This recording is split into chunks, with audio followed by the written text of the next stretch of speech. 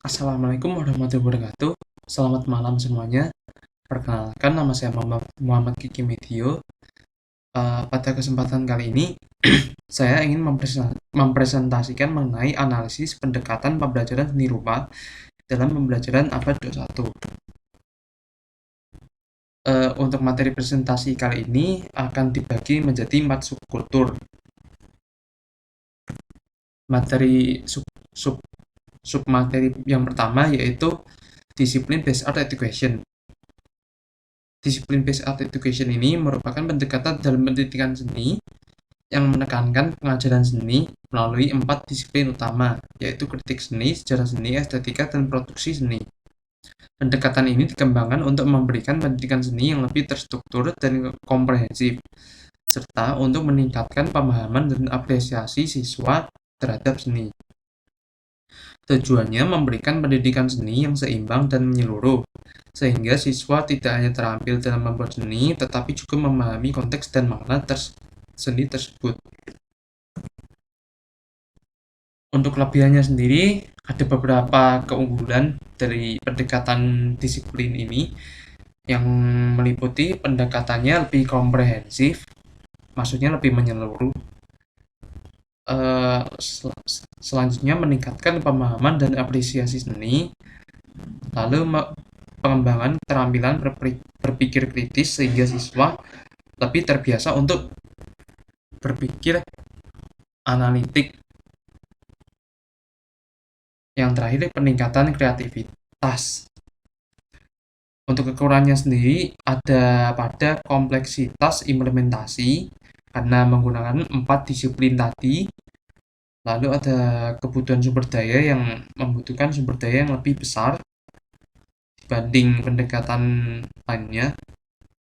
Lalu resistensi terhadap perubahan, terutama pada penerapannya yang mungkin guru kurang mahir dalam menerapkan pendekatan ini. Yang terakhir ada risiko pendekatan yang superficial karena sifatnya menyeluruh sehingga fokus pemahamannya terasa kurang mendalam dalam 4 disiplin itu, disiplin seni tadi. Penerapan dari disiplin based art education ini pada proyek eksplorasi seni impresionisme. Yang pertama, pada disiplin produksi seni, siswa diberi instruksi untuk membuat lukisan dengan gaya impresionisme menggunakan cat air atau cat minyak. Yang disiplin kedua yaitu sejarah seni. Siswa dapat meneliti sejarah gerakan impresionisme, termasuk seniman terkenal seperti Claude Monet, Edgar Degas, dan Pierre-Auguste Renoir.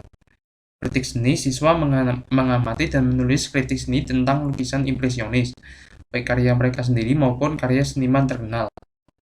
Mereka harus mendeskripsikan, menganalisis, menafsirkan, dan mengevaluasi karya seni. Untuk disiplin estetika, siswa dapat mendiskusikan pertanyaan estetika seperti apa yang membuat lukisan impresionis menarik atau indah, bagaimana perbedaan persepsi tentang keindahan dalam seni impresionisme dibanding dengan aliran seni lainnya.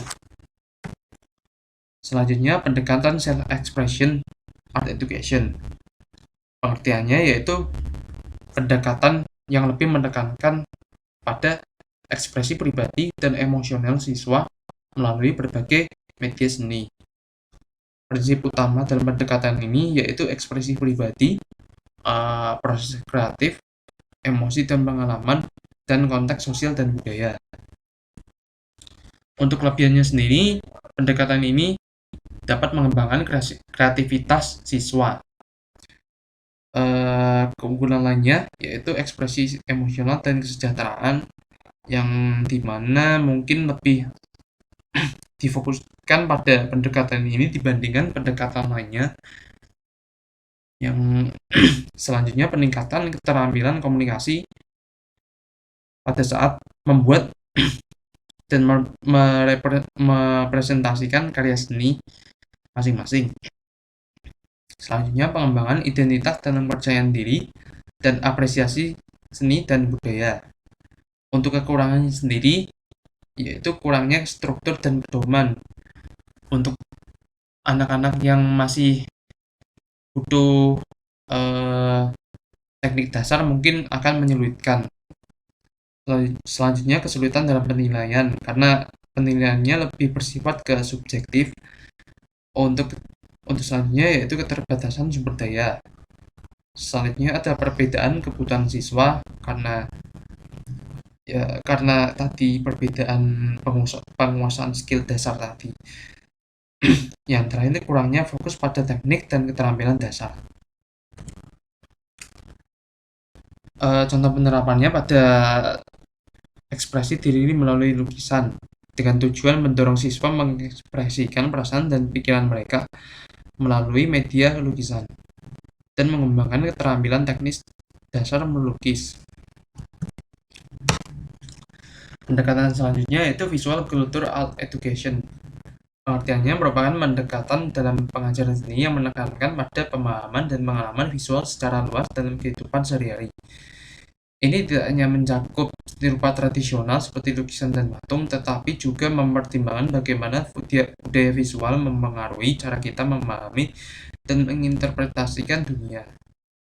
Tujuan pendekatan ini untuk melampaui sekedar pengajaran teknik seni, tetapi juga untuk membentuk individu yang memiliki pemahaman yang mendalam tentang seni sebagai bagian dari budaya manusia dan memiliki keterampilan untuk mengaplikasikan dan menerapkan pemahaman tersebut dalam konteks kehidupan sehari-hari mereka. Kelebihan dari pendekatan ini sendiri yaitu mengintegrasikan seni dengan konteks kehidupan sehari-hari, mendorong kreativitas dan ekspresi pribadi, memperluas pemahaman kultural dan keanekaragaman, mengembangkan keterampilan pemikiran kritis dan analitis, menghubungkan seni dengan isu-isu kontemporer, mengembangkan kemampuan kolaborasi dan komunikasi, dan persiapan untuk karir di bidang seni dan kreatif. Kekurangannya sendiri ada tantangan dalam penilaian objektif, keterbatasan dalam akses teknologi dan sumber daya, kesulitan dalam integrasi kurikulum, ketergantungan pada media digital, kurangnya penghargaan terhadap keterampilan tradisional, tantangan dalam mengatasi isu-isu budaya sensitif, dan pengaruh budaya populer yang berlebihan. Contoh penerapannya pada studi kasus seni kontemporer, selanjutnya proyek seni kolaboratif, analisis visual dan kontekstual, pameran seni siswa, penggunaan teknologi digital dalam pembelajaran, kunjungan ke galeri seni atau museum, dan proyek desain komunitas. Pendekatan terakhir yaitu multicultural art education.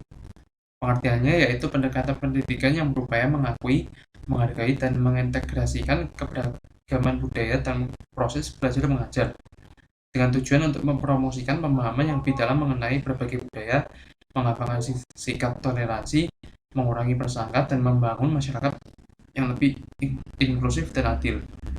Karakteristiknya yaitu penghargaan terhadap keberagaman, kurikulum yang inklusif, metode pengajaran yang responsif, pengembangan keterampilan antar budaya, promosi keadilan sosial, dan penciptaan lingkungan yang inklusif.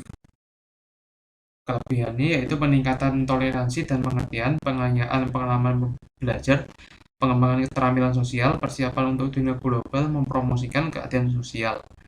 Untuk kekurangannya sendiri yaitu kompleksitas implementasi, resistensi dan kontroversi, keterbatasan sumber daya, risiko superficialitas, dan ketidaksesuaian dengan konteks lokal.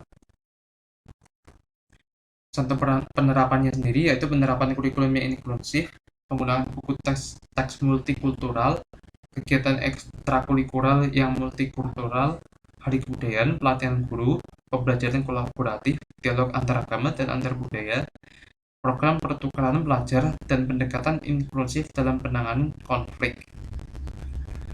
Sekian presentasi dari saya, mohon maaf apabila ada salah kata. Saya ucapkan terima kasih banyak-banyaknya. Wassalamualaikum warahmatullahi wabarakatuh.